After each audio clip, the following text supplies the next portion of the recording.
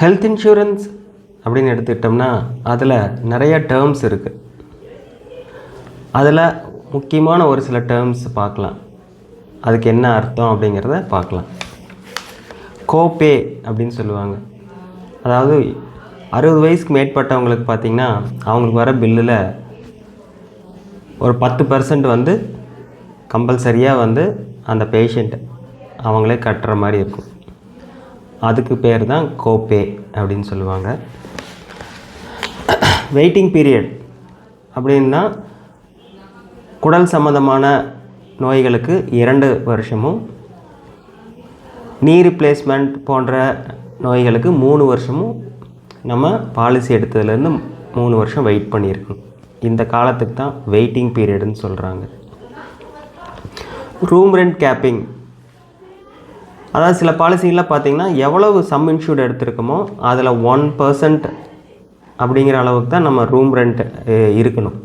இப்போ எடுத்துக்காட்டால் 5 லட்ச ரூபா சம் இன்சூர்டு எடுத்திருக்கோம் அப்படின்னா நம்ம வந்து 5000 ரூபா இருக்கக்கூடிய ரூம் ரெண்ட் தான் எடுக்கணும். அதுக்கு மேலே எடுத்தோம்னா அதுக்கு ப்ரொப்போர்ஷனேட்டாக நம்ம கையிலேருந்து பில் கட்டுற மாதிரி வரும்.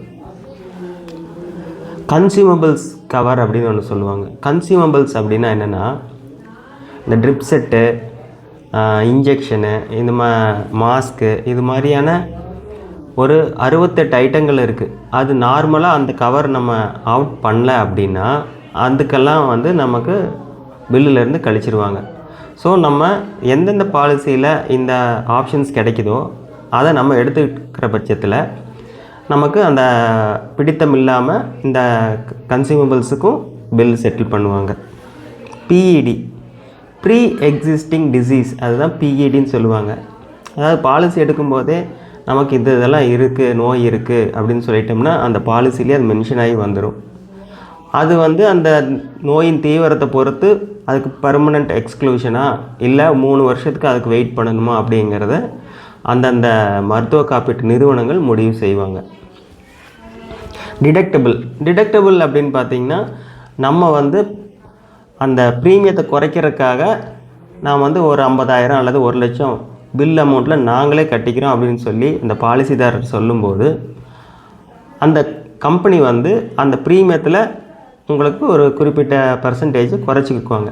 அதுதான் டிடக்டபிள்னு சொல்கிறது. ஆயுஷ் ட்ரீட்மெண்ட்டுக்கு அப்படி என்னென்னா ஆயுர்வேதிக், யுனானி, சித்தா, ஹோமியோபதி இந்த மாதிரி ட்ரீட்மெண்ட்டுக்கெல்லாம் அவங்க கவர் கொடுத்தாங்கன்னா ஆயுஷ் கவர்டு அப்படின்னு சொல்லி அதில் சொல்லுவாங்க.